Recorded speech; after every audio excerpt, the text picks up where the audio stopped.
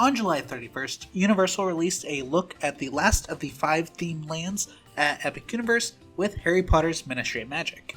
So I thought it'd be fun to go through and do a little ranking video now that we have official insight on basically everything that's going to happen at Universal Orlando's third gate.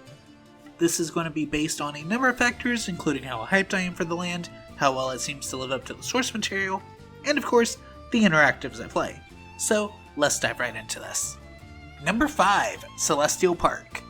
Universal does what Disney won't and has created a land that is almost completely untouched by intellectual properties in the modern theme park era. This is a beautiful looking area that features Stardust Racers, a dual launch coaster, Constellation Carousel, some restaurants, and some shops. With only 5 lands on this list, it is insanely hard to place any of the lands at the bottom. I'm so glad that Universal has done 2 rides that aren't attached to IP, as it will hopefully show their magical rival Disney that guests still very much want park original rides on the same level as IP-based ones. The land having Helios Grand sitting at the top, or bottom if you're entering from that side, definitely gives it the vibe that Disney was going for with the Riviera Resort of elegance and class, but with colors a bit more suited for that.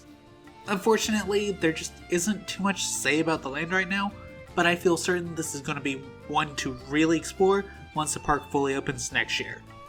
Number 4, Ministry of Magic. Using Floo Powder to go from 1920s Paris to late 90s post-main Harry Potter story weakens this land just slightly enough to put it towards the bottom of the list. That is honestly the only negative I can find with this land, because everything we've seen of it looks absolutely phenomenal. I'm fully expecting this to be the most popular land due to the popularity of Harry Potter, the original story of the ride, and just how immersive the other 2 Harry Potter lands felt. Sure, the setting isn't as iconic as Hogwarts or Diagon Alley, but it is obviously very well themed, and the attention to detail that Universal has given the entire park will definitely be felt walking around and looking for Fantastic Beasts in Paris, and then Floo Powdering over to the Ministry for the first legitimate post-story content we've gotten for Harry Potter in ever. Plus, there's this little dark alley that feels like it'll be interesting. And, you know, you've already got your wand, most likely, if you're already going here anywhere near launch. So that's also a plus, because you'll just be able to interact with the interactives and go about your day. I'm just so hyped for this land. Number 3, Dark Universe. I'm gonna be honest, I don't do horror.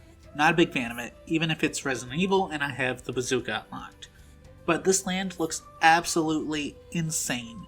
The biggest potential issue here is that it's going to be best centered at night, which will require Universal to be open later during their less busy seasons instead of the 7 PM close that they've taken for Islands of Adventure and Universal Studios. Ignoring that though, the giant flaming windmill is definitely something I want to be able to see in person. The story for the ride makes me really excited to go and get into the action, and the theming looks absolutely incredible.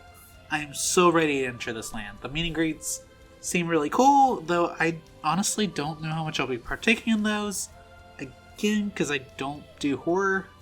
What we've seen of the land seems to put it firmly between Disney's Not So Scary Halloween Party and Universal Orlando's Halloween Horror Nights. So it's going to be absolutely perfect for guests of all ages.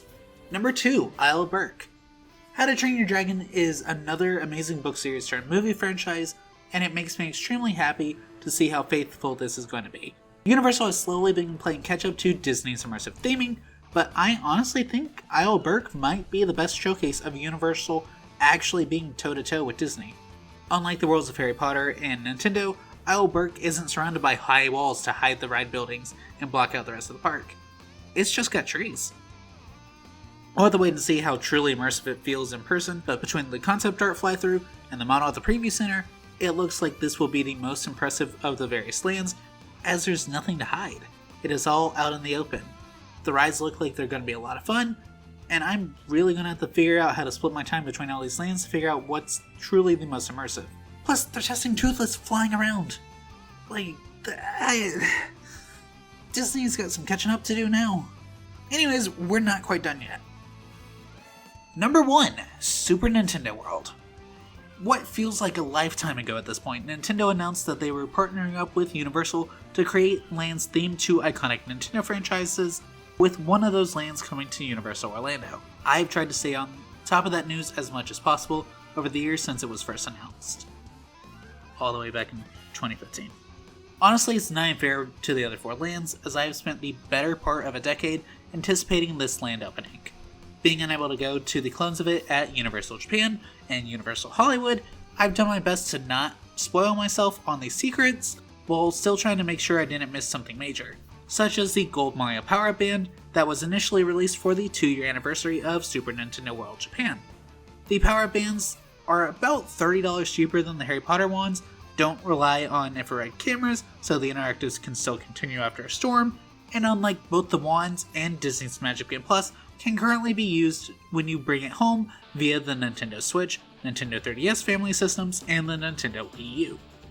The current 7 power-up bands, soon to be 9 after Donkey Kong Country opens in Japan, act as Nintendo's Amiibo, which are Nintendo's Toy to Life product that was started in 2014 and has continued for the last decade. I'm going to stop myself before I go into a massive tangent about Amiibo, by instead focusing on the fact that Nintendo World also utilizes an app, much like the Play Disney app for the Disney parks, to allow guests to keep track of their coins and such. I haven't talked about the rides yet, so allow me to remedy that. Using an augmented reality Mario Kart as the main attraction is a brilliant idea, but even that might be overthrown depending on how realistic the Donkey Kong coaster feels when you're actually riding it. The jumps over the broken track look to be thrilling, and I can't wait to be able to try it out for myself. And let's not forget the Yoshi ride, which looks like a nice calming dark ride that also gives you an almost People Mover-esque view to the rest of the land. I can't even begin to describe how excited I am for this land, and honestly expect that the only reason it won't be easy to get into is due to others like me not making it to the other versions of this land. I do think it will likely be the second most popular area, just under Harry Potter, due to already existing in other parks, but it's gonna be close. That's for sure. So there you have it, my absolutely, totally, completely unbiased ranking of the 5 lands at Universal's Epic Universe. I know I spent a lot of time on Super Nintendo World, but I'm honestly really excited for all 5 of the lands. I know I'm going to be spending a ton of time over there once I can actually utilize my annual pass, but Universal hasn't officially announced anything about tickets, so I'm definitely just left waiting in that regard. Anyways, thank you so much for watching. If you enjoyed, then make sure to subscribe, as it does help me out, and leave a like so I know this is the type of content you want to see moving forward. Thanks again, and I'll see you real soon. Bye!